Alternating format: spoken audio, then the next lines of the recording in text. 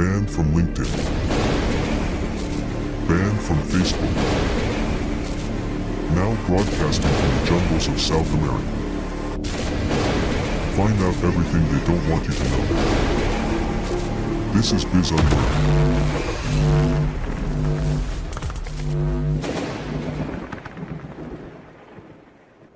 I mean, I bought a whole rack and stack stereo system. We did, and when the speakers were this damn high, and I took it to the house and installed everything, and got it cranking with some Bon Jovi on it, and the woofers would flex so much they ground out inside the box and shut down the whole fucking system. And the RadioShack guy couldn't fucking believe it, so he took a ride to my house, and I showed him, and he goes, "Holy fuck!" So he picked everything up and took it back, and I went out and bought Pioneer. Hey, everybody, we're back again, and I got a guest that you're familiar with who's taking on a new role, but we got a statement here for you real quick. If your startup is paying investors dividends before there's cash flow, you're not innovative. You might be in trouble. The SEC just charged Tai Lopez, Retail Ecommerce Ventures, with $112 million in fraud, alleging Ponzi-like payments. So let's unpack this today, and I've got Tim McKinnon with me again, and you know me, I'm Cowboy. Tim has guested twice now, but now he's back on episode 19 of Biz Unlearned, and he's now the new co-host. So hello in your new role. Yeah, no, I'm excited to be here. And I think specifically any of the viewers that are watching this, we're not going to do a legal rundown of the fraud or anything that may or may not have happened in this case. It's not looking very good for Tai Lopez. I think one of the good things that we want to talk about based on our experience is forget all of the using investment funds for paying out dividends, which is against the law, and all these other acquisitions. We just want to talk about fundamentally at a high level, what was the business bet here with buying old retail brands and taking them online? So I think to kind of kick it back your way, I was born in 92. So I remember RadioShack maybe on the back end. I know the vibe of RadioShack. It was more hobbyist components. I don't think I ever bought anything to RadioShack. It was always in the mall. So just tell us a bit about what happened with RadioShack back in the day and what was it known for? Well, you had a couple of serious brands in RadioShack. One, the parent brand was RadioShack. You could get components there. Realistic was their audio and electronic end user type gear, like CB radios and things like that, when CB radios were still around. And during the personal computer war, RadioShack came out with their own, and it was Tandy, because Tandy was another brand, and it was the Tandy 80. But to tell you an idea of the quality reputation they got, we just called it a trash 80. So their quality reputation went to shit. I mean, it truly did. I mean, I got stuff from there because they were very close to the house, and my grandfather used to buy stuff from there, so I always went there too initially, but it was just shit. It was just shit. I mean, I bought a whole rack and stack stereo system.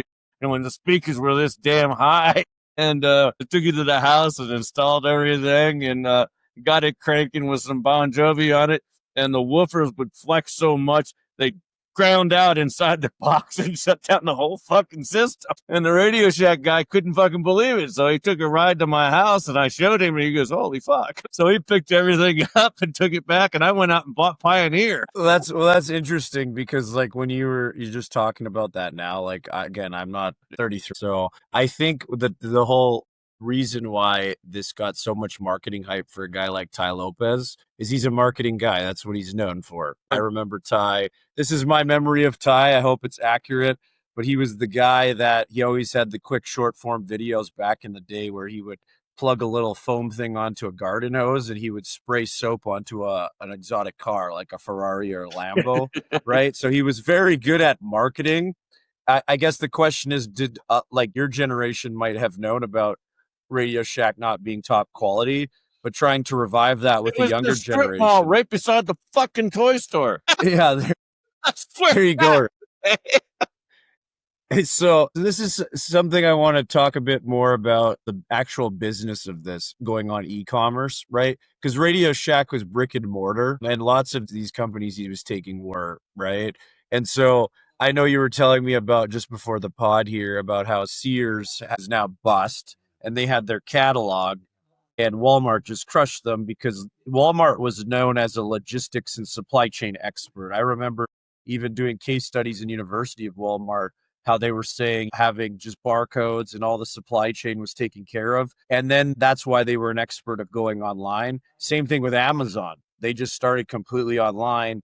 They had logistics ready to go. So like Tai Lopez coming into this game to sell online, maybe it's really not an online game as much as it is in a logistics and watching your ads, your customer acquisition costs, your average order value, ALV, those sorts of things. Tell me a bit about what happened with Sears, though, so we can get a better understanding of the background as to why it didn't work and keep up. Sure. I mean, shit.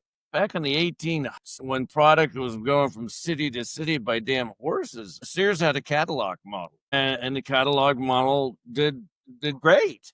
And then they went into stores. They had a Craftsman tool line that was just absolutely awesome. If you bought a tool and it broke 20 years later, you took it back and they gave you another one. Lifetime guarantee on these things. And that was the only tool that somebody would buy after a while was Craftsman. And so they had some really good lines and some great products, but they kept getting leaner and leaner and leaner. And they really got down to, they get a bunch of kids running a cash register that are in high school, and they're down to 2 cents on the dollar in profit and changing out CEOs and everything else to bring in new management. And nobody once thought we were successful with a fucking catalog. We're getting our asses kicked by Walmart and Kmart. Let's go ahead and go back on. Let's go back to the catalog model and go online. Nobody did that. Hey team, it's Cowboy here. If you like the content that you're seeing on Biz Unlearned, Tim and I have got a success team over on projectvictories.com, and you can get even more information there and even ask questions live or email questions in, and we can answer them. Maybe you'll even be a topic for a podcast or a guest, and you can get started for only $1. So why don't you let us know, because there's a lot of people that took advantage of this, including the Deputy Director of IT for the United Nations, who was not the Deputy Director of IT for the United Nations when he came to me. So we can help you out. So why don't you drop by and see it and let us know. Now, on with the podcast.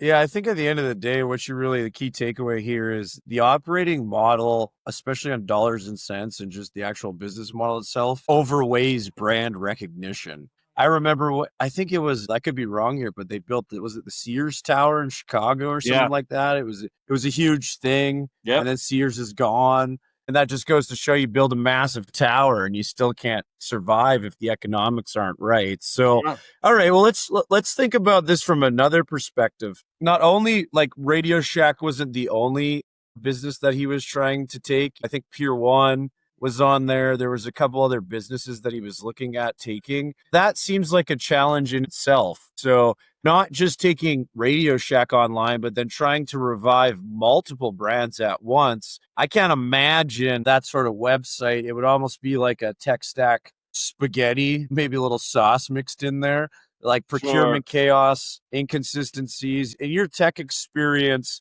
could you even pull that off? Yes, we did a custom application for Walmart, which led into CIA applications after 9/11. So what ended up happening was Walmart had come to us and said, these suppliers all have different databases. And so we're not able to do what we want to do. We want to be able to have the product go across the scanner, have it update the computer that we've now hit the minimum level, and now order from that supplier. And so these databases all need to talk to each other. So we came up with a product called Zero Latency Enterprise. And it was huge. I mean, it did all that for them. Basically, it was middleware that connected all these databases. Then 9/11 happened, and we were playing with bioinformatics in Austin, Texas. Bioinformatics was originally meant for facial reconstruction and plastic surgeries. What did this person look like before after this horrible accident?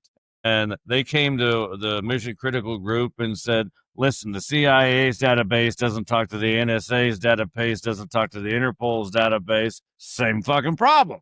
And we all went, hey, we get a product for that. And at the same time, they wanted to be able to pick out people in an airport, whether they got a beard on or not, and run onto a database. So that was bioinformatics. And so we took the two of them, boom, jammed them together.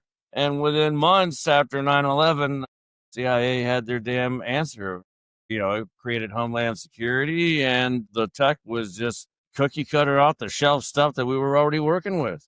We just took the bioinformatics and added it to ZLE, and boom, it was done. Yeah, but my key takeaway from that, just listening on that comparison, is with this sort of situation where Tai Lopez and his group was talking, it was too much marketing and not enough discussion on those integrations. How I would have looked at this is maybe pick one brand, one hero category, narrow the SKU count, own your direct channels, and try to drive down customer acquisition cost. You're kind of coming back and saying, well, maybe another play here was to integrate that technology to try to make it work all together. I think just to try to close off this Tai Lopez discussion, and I hope the followers, there's lots of content online with analysis if you want to look at the legalities of it. We just wanted to give the viewers right now our perspective on would this model have worked even if he hadn't been taking, this is a claim, and the courts will decide, taking investor money and paying out dividends. Even if that money was used, could it have even worked? I think the probability is next to nil. He wasn't putting it together for economies of scale.